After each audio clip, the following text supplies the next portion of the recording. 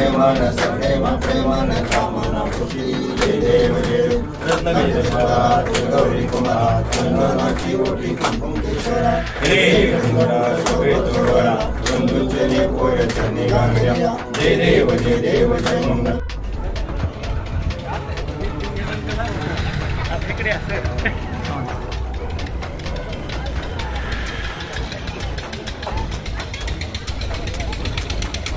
लाडके आमदार दत्तात्रय मामा भरणे हे प्रथमच कृषी मंत्री झाल्यानंतर आज नंदकिशोर महाराज ग्रामदैवत या ठिकाणी आले होते। काय वाटतंय तुम्हाला, नेमके तुमच्या भावना काय आहेत?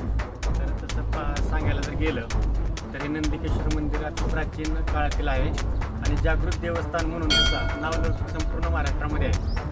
दत्तामामा भरणे कृषी मंत्री म्हणून पहिल्यांदा आल्यानंतर खऱ्या अर्थाने या इंदापूर तालुक्यातील शेतकरी बांधवांना मनापासून आनंद झाला आणि या निमित्ताने आम्ही इंदापूरकर या नात्याने एवढं सांगू इच्छितो की राज्याचे मुख्यमंत्री आदरणीय देवेंद्रजी फडणवीस साहेब, त्याचबरोबर एकनाथजी शिंदे साहेब, राज्याचे उपमुख्यमंत्री आमदार अजितदादा पवार साहेब यांचा इंदापूर तालुका सदैव ऋणी राहील। कारण की दत्तामामा भरणे कृषी मंत्री झालेत म्हणजेच इंदापूर तालुक्यातील प्रत्येक शेतकरी खऱ्या अर्थाने कृषी मंत्री आज झाला असं म्हटलं तरी वावगं ठरणार नाही। आणि दुसरी एक गोष्ट महत्त्वाची म्हणजे नामदार अजितदादा पवार साहेबांचे विशेष आभार या निमित्ताने आम्ही इंदापूरकर आम्ही सर्वजण या ठिकाणी मनापासून आभार व्यक्त करतो की भरणे कुटुंब हे संपूर्ण इंदापूर तालुक्यामध्ये शेतीप्रिय कुटुंब म्हणून ओळखलं जातं।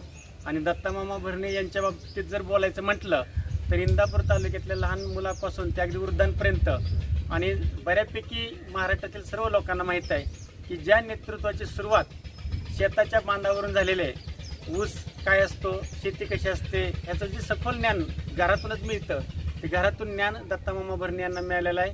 आणि म्हणून दत्तामामा भरणे कृषी मंत्री झाल्यानंतर खऱ्या अर्थाने इंदापूर तालुक्यातील सर्व शेतकरी बांधवांना राज्याच्या शेतकरी बांधवांची काळजी घेण्याचं सौभाग्य त्यांच्या नशिबी लाभलं।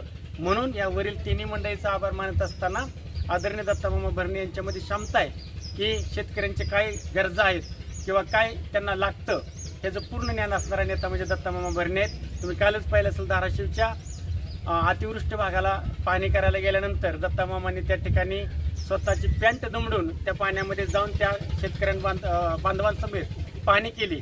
याचं एक उत्तम उदाहरण आपल्याला या ठिकाणी सांगता येईल।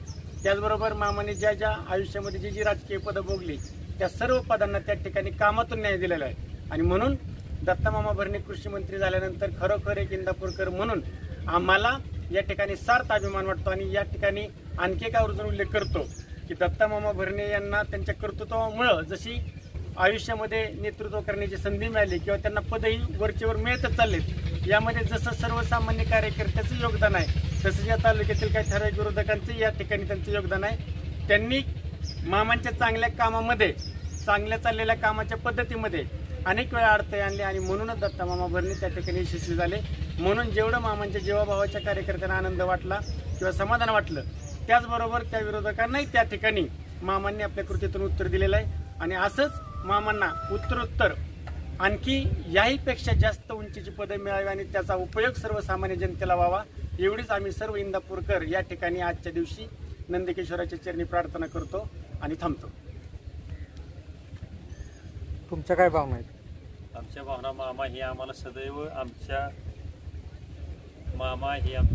आमच्या कुटुंबातील एक व्यक्ती असल्यासारखं वाटतं। दुसरी गोष्ट, मामाने दगडवाडीसाठी गावाच्या लोकसंख्येच्या तुलनेत भरभरून निधी दिला।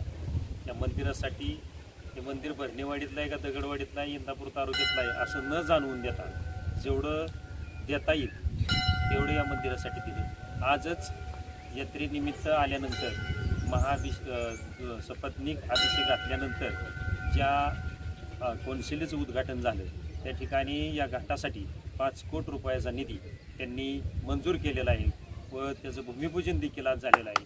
थोड्याच दिवसात तेही काम सुरू होईल अशी आम्हाला खात्री आहे।